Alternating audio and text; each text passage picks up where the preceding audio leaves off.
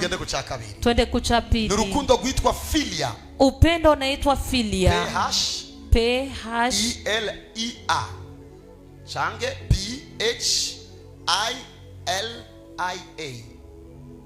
PHILIA. Nicho chambere filia, vuga ngo filia. Filia.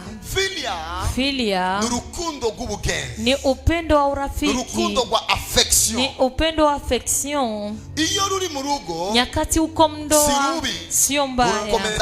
Inatia hodari ya Eros. Lakini sio ndio tunapaswa kumpenda Mungu. Naho Yesu yadukunze nk'abagenzi. Hata kama Yesu alitupenda kama rafiki, tunazidi tunakubaliwa kumpenda kama rafiki.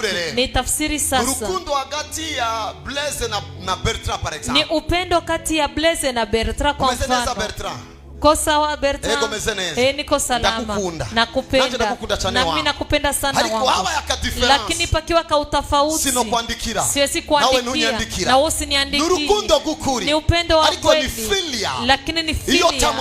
Kama umwandikii hakuandikii. Ni umva ko nitwa kundi mana filia. So nasikia kwamba tukipenda Mungu filia, umunsi tazodukorera ibitangaza tutazosubira kwisenga. Siku hata tufanyia miujiza hatutaongeza kumuomba. Filia ni urukundo. Filia ni upendo. Ni umva ko mukundanye filia. So nasikia kwamba mkipenda na filia, haba yakabazo biba biheze. Bakiwa tatizo vinaisha. Ingorane nuko abantu benshi mu ishengero. Tatizo ni kuwa watu wengi kanisani bakundi Imana urukundo rwa filia. Wanampenda Mungu upendo wa filia. Muraikunda. Munaipenda. Ariko tuduge gato. Lakini tupande kidogo. Matayo 11:19.